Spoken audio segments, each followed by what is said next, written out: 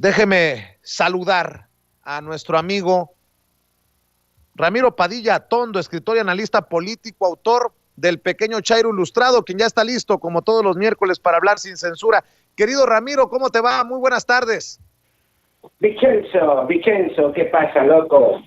Ya estaba escuchando este desastre con el pastor alemán, el rey del dinero por debajo del agua, el pelotudo hijo de puta que no deja de vomitar sandeces todos los días porque le pagan por hacerlo. Qué triste la situación de un perro como ese, que lo único que tiene que hacer es vomitar.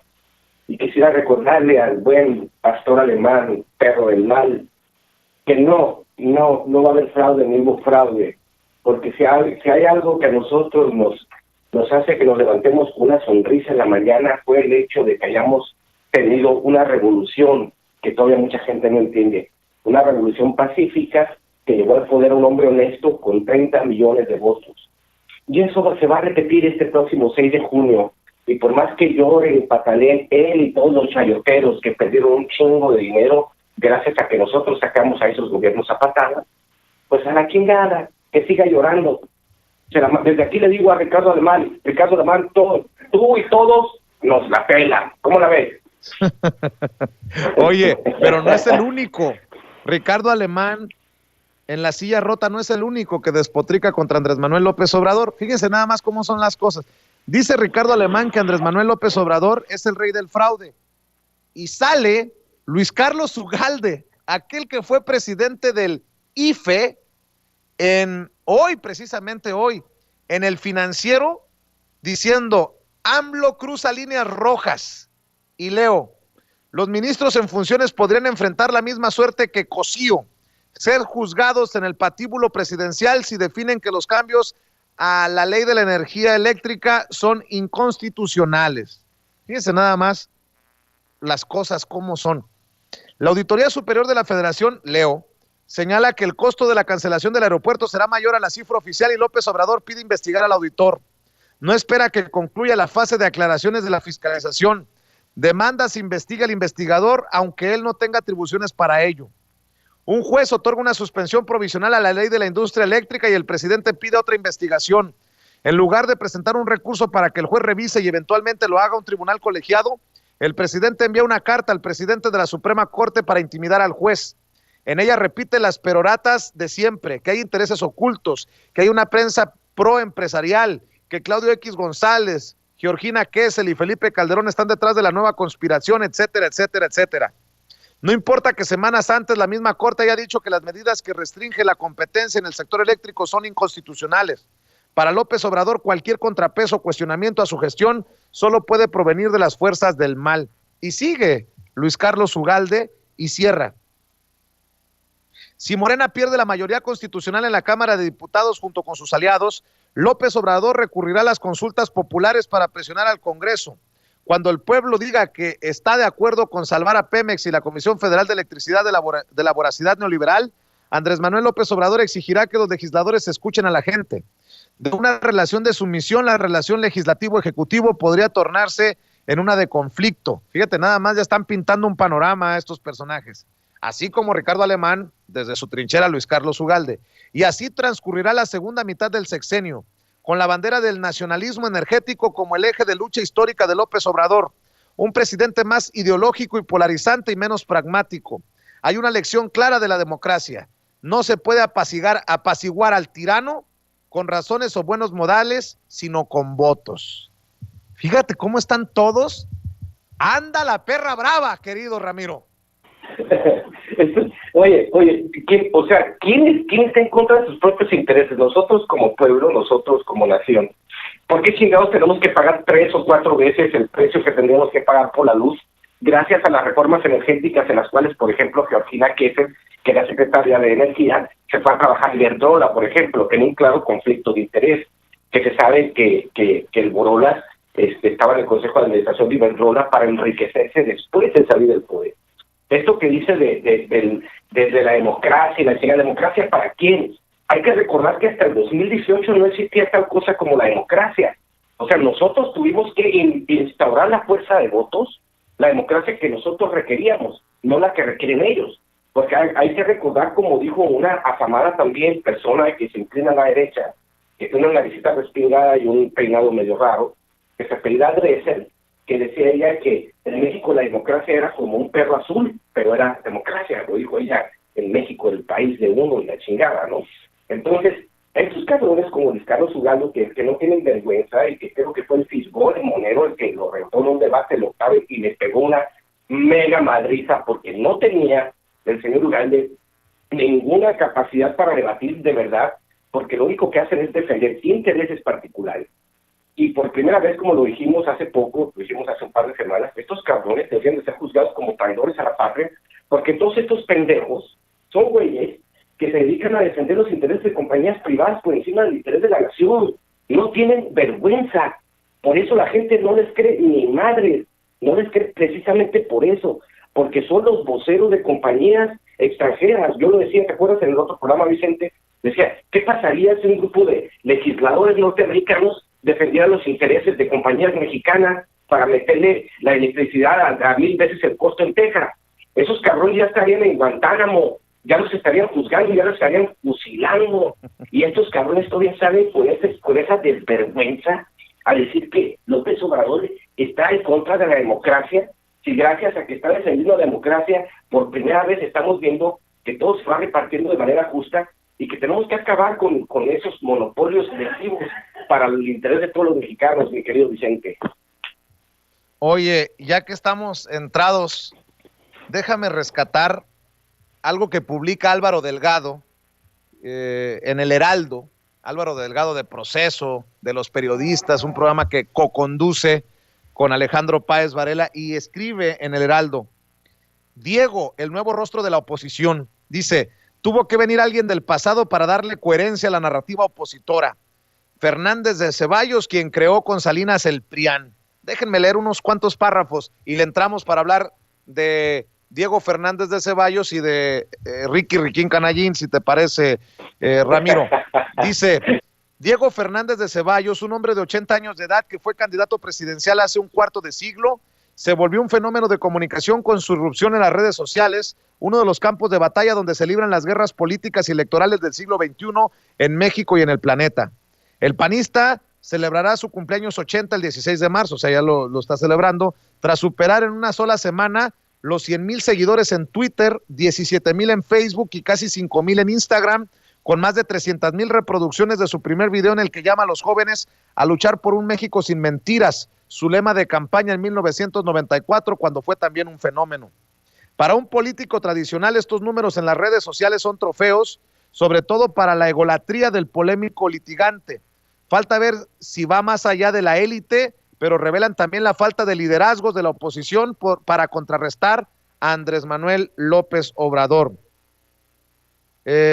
¿Cómo ves, mi querido Ramiro Padilla Atondo?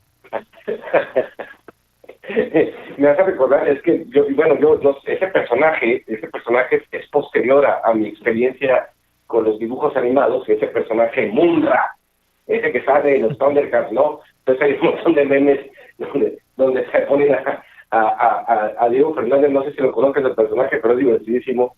Pues ponen a Diego Fernández de Ceballos como el Munra, el personaje que viene del más allá a estar jodiendo. Hay que recordar a la gente que Diego Fernández de Ceballos, dime. Munra el Inmortal, me acuerdo. Oye, imagínate, estamos entre Munra el Inmortal y la mamá de Chucky, que quiere regresar como plurinominal. No mames. Hay que recordarle a la gente, hay que recordarle al auditorio, que Diego Fernández de Ceballos, la gente que no ha visto el debate con López Obrador, donde lo hace añicos, lo hace cagada, porque el tipo ya era un operador del PRI desde los 80.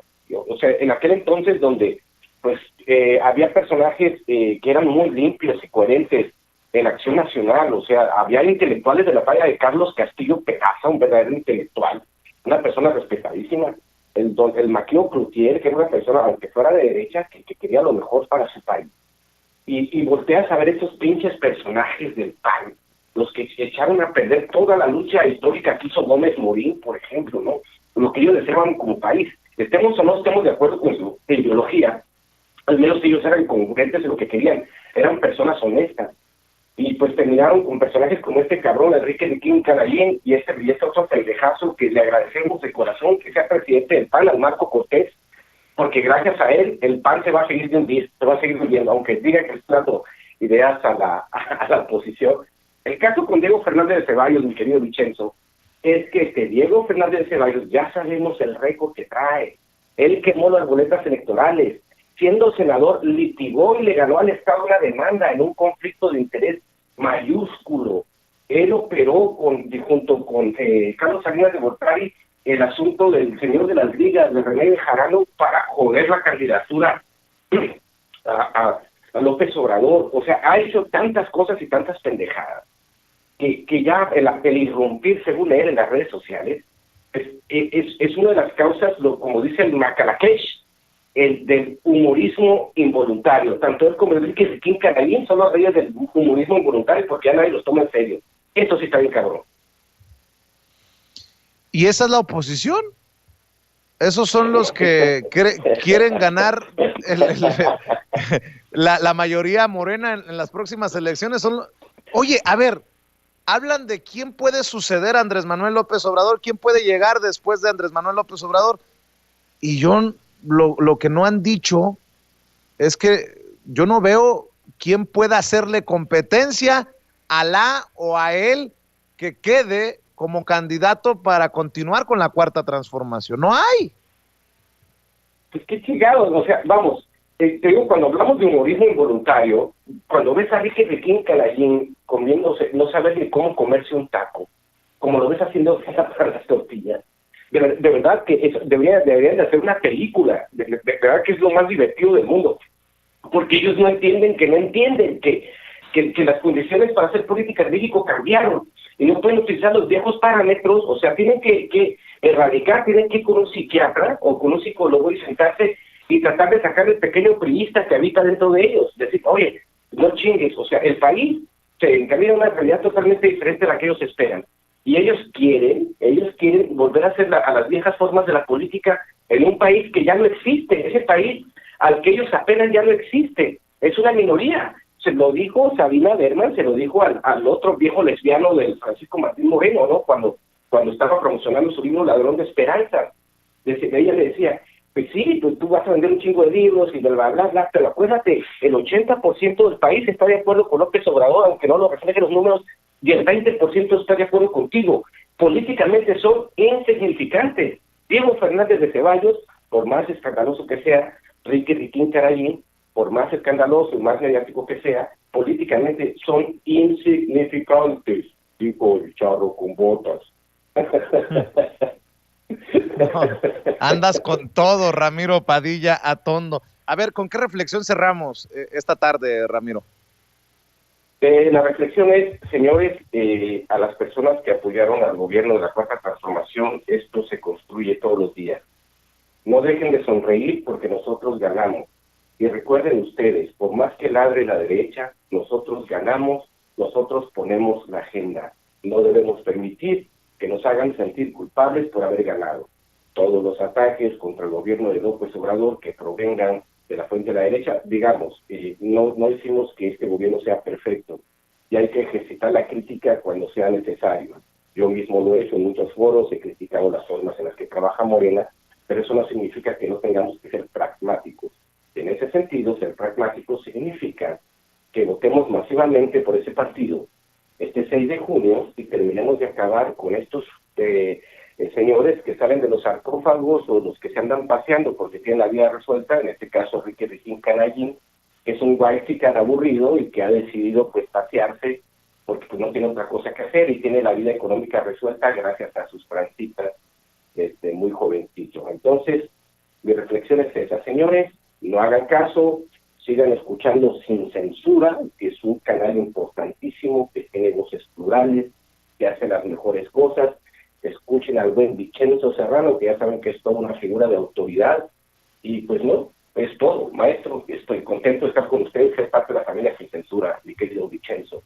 Y nosotros estamos muy honrados de que lo seas, querido Ramiro. Nada más que quede claro, aquí lo escuchó, la película de Ricardo Anaya, el documental se va a llamar, de su recorrido por los 1000 municipios de México, la risa en vacaciones 25.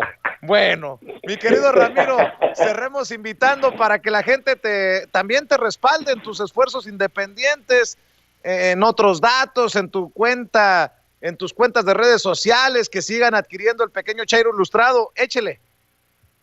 Les agradezco mucho a las personas que han estado adquiriendo el pequeño Chairo Ilustrado. He recibido muy buenos comentarios. Las calificaciones en Amazon, en Gandhi, en Sanborns han sido muy altas para este libro, que es un libro que se va a convertir en un libro de culto. Si usted no lo tiene, señor, señora, señorita, abuelito, abuelita, niño, compren el pequeño Chairo Ilustrado, que es un manual para patear traseros de estos cabrones como Enrique Riquín Canallín y Diego Fernández de Ceballos, con datos. Tiene hasta un soundtrack con música de protesta al final, para que ustedes, mientras estén leyendo el libro, estén escuchando esa música y eleven el espíritu. Estoy en Twitter como @RamiroAtondo, y estamos todos los días a las 7 p.m. hora de México con el Vampiro, el Héctor y el Fran. Tengo otros datos, que es un programa que va creciendo gracias a que Vicente nos echó una mano. Llegó Vicente y se dispararon las visitas. Pues aparte, pues Vicente es un tipo bastante guapo y le agradecemos, ¿no? Que vaya a tirar rostro con nosotros. Tengo otros datos. Ay, Ramiro, al contrario, me da mucho gusto que estén creciendo en otros datos, Tengo Otros Datos, y yo te mando un abrazo y me saludas al Vampiro, al Fran, al Héctor, y diles que sigue pendiente el Palomazo, que no, a mí me prometieron que iba a haber música. Pues sí, pero tiene que ser en el fin de semana, el sábado, porque tienes que ponerte las pilas un sábado. Ya estamos armando un canal, el Fran y yo, que se va a llamar Los Chairos Ilustrados. Entonces ahí va a ser un programa más de cómico, mágico, musical, como la Carolina de Ambrosio y la chingada, y ahí sí se van a lanzar los palomazos. Así que estén pendientes. Oye, por lo menos invítenme un sábado. Por ejemplo, este viernes sé que es cumpleaños del Vampiro, en la cruda, que es cuando salen mejor las cosas ahí, que se aviente un guitarrazo. Pero bueno, te mando un abrazo y salúdame a los muchachos. Abrazo, carnal. Nos vemos la próxima semana. Sale.